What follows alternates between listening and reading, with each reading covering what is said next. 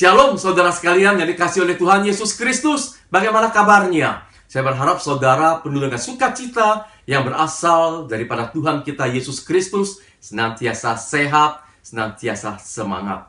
Pada kesempatan ini saya akan menyampaikan firman Tuhan dan menguraikannya, dan tema kali ini adalah cherish. Ya, hanya satu kata, cherish. Jikalau kita mendengar kata cherish, langsung bayangan kita, kata cherish ini akan tertuju kepada suatu buah yang kita sebut dengan buah kersen atau buah cherry. Nah, saudara sekalian, saat ini saya tidak bicara secara langsung tentang buah cherry, tapi saya bicara tentang cherish dalam bahasa Inggris tentunya. Firman Tuhan diambil dari 1 Korintus pasal 13. Berbicara tentang 1 Korintus pasal 13, kita berbicara tentang kasih. Nah, saya mengajak saudara sekalian membacanya dari ayat yang ke-10. Ayat ke-10 sampai ayat ke-13. Saya akan bacakan bagi saudara sekalian.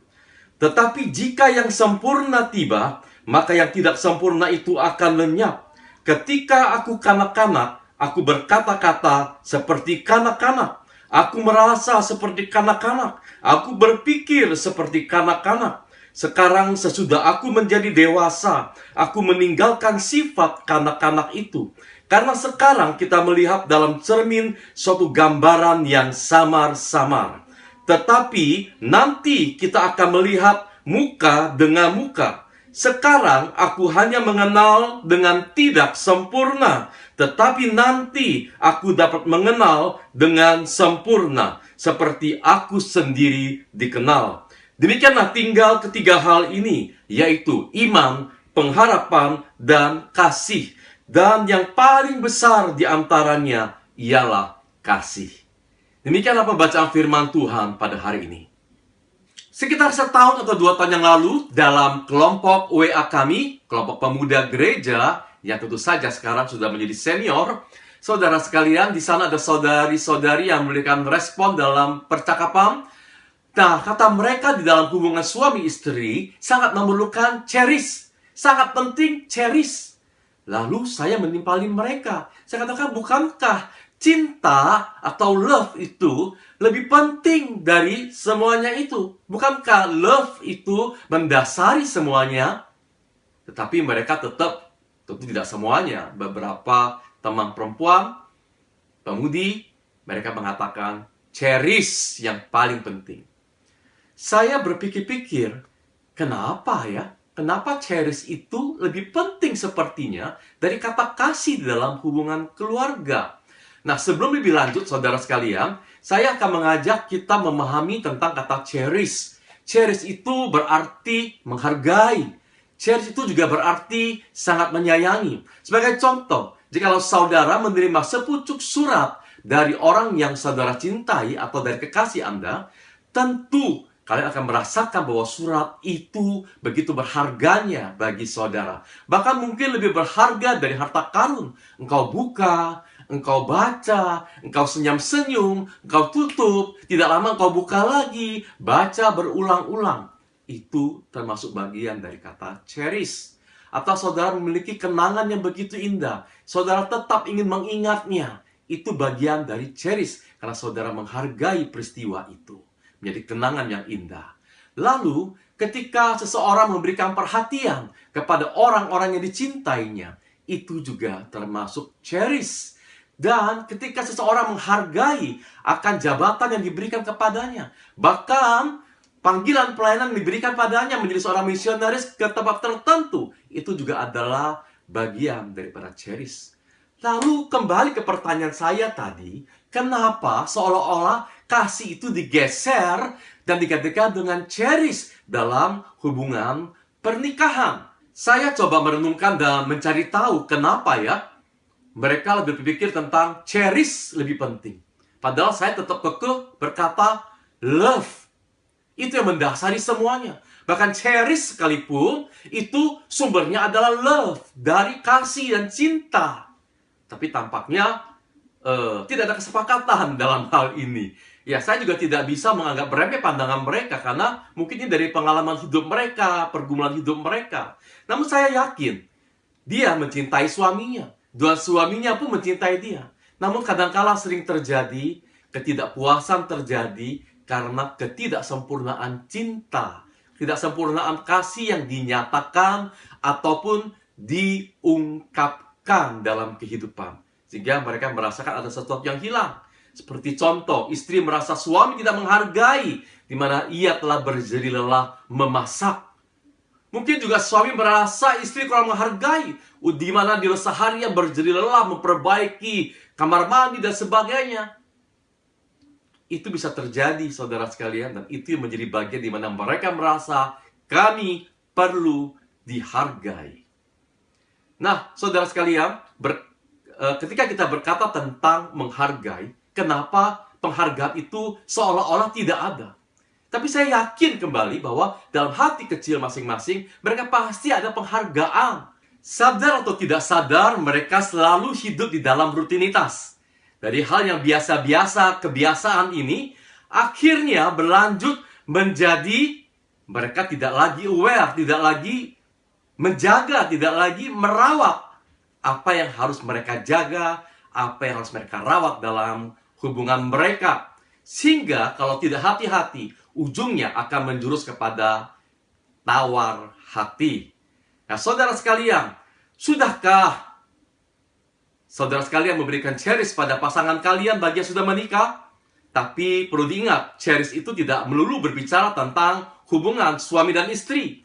Ini juga berbicara tentang hubungan sesama dalam keluarga, hubungan dengan para sahabat-sahabat, hubungan dengan orang-orang di sekeliling kita.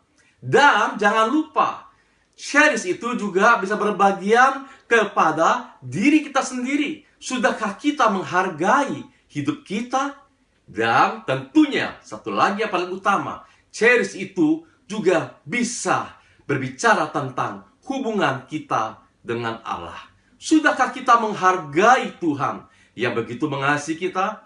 Namun seringkali semuanya itu tertutup. Karena apa? Dimulai dari rutinitas, biasa-biasa saja.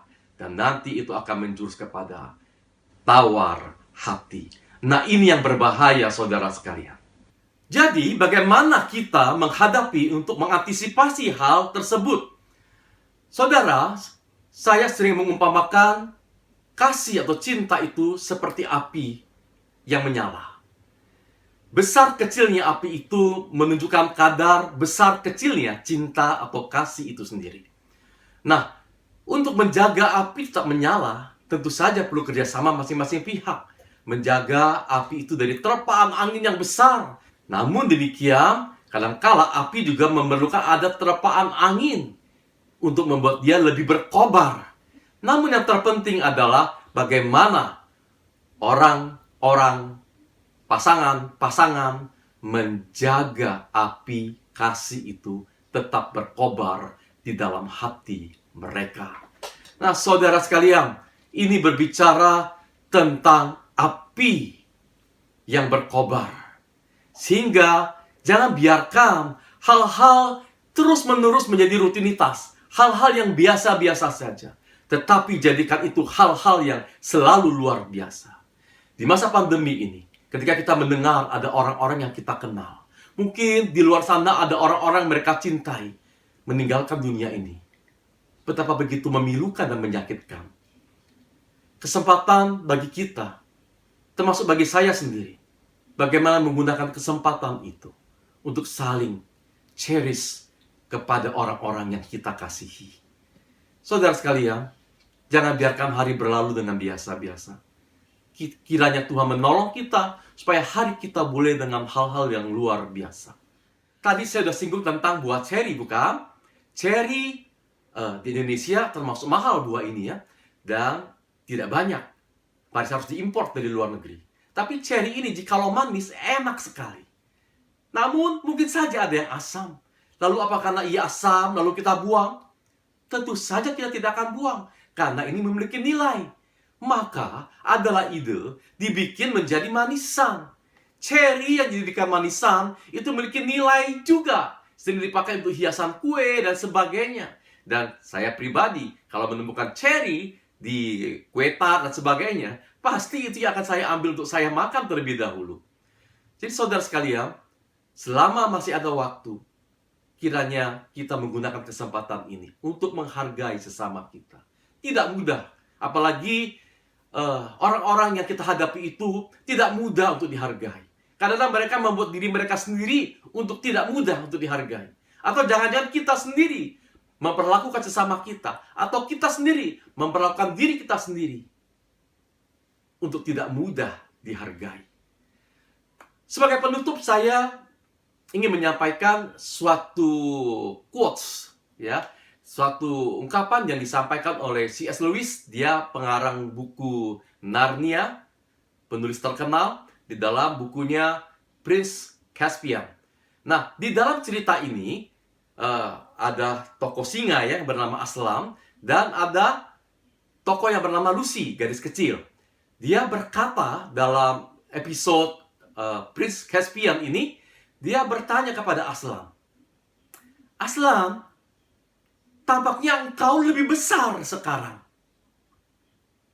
Lalu Aslan berkata, "Oh, itu karena engkau bertambah dewasa, hai anak kecil." "Oh, jadi bukan karena kami tambah besar." Agak penasaran rupanya si Lucy ini. Karena memang dia melihat Aslan kok sosoknya lebih besar sekarang. Beda dengan sebelumnya ketika ia bertemu dengan Aslan. Tapi Aslan kembali berkata, Bukan.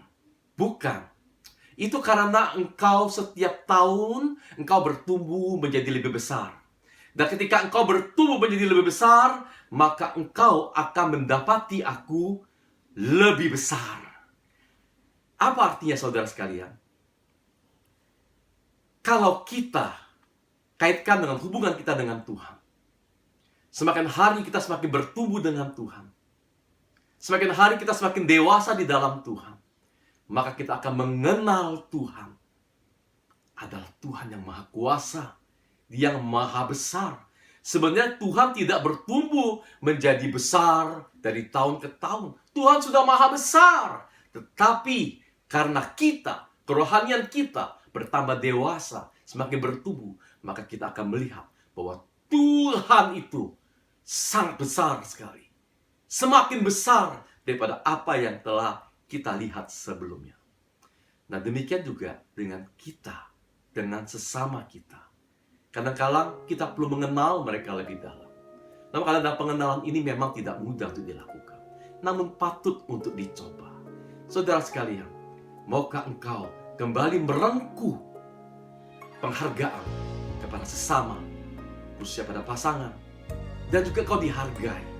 Oleh karena itu, sama seperti quotes yang disampaikan oleh C.S. Lewis tadi, mari kita boleh bertumbuh dewasa di dalam Tuhan, dalam kehidupan kita bagi sesama. Ayo, jangan buang waktu lagi. Kiranya Tuhan Yesus menolong kita semua, memampukan kita yang lemah ini. Mari kita berdoa. Tuhan, terima kasih karena Engkau sudah memimpin kami. Mampukan kami untuk menghargai sesama kami. Mampukan kami untuk menghargai Engkau, Tuhan, Allah yang begitu dahsyat. Dan bahkan mampukan kami juga untuk menghargai diri kami sendiri. Tidak memandang rendah diri kami, tidak memandang over diri kami, tapi pada porsi yang seharusnya. Demikian pula kami memandang pada sesama kami. Tolong kami Tuhan, di dalam nama Tuhan Yesus Kristus, kami berdoa memohon pimpinan Roh Kudus dalam hidup kami. Terpujilah Tuhan dari kekal sampai kekal. Amin.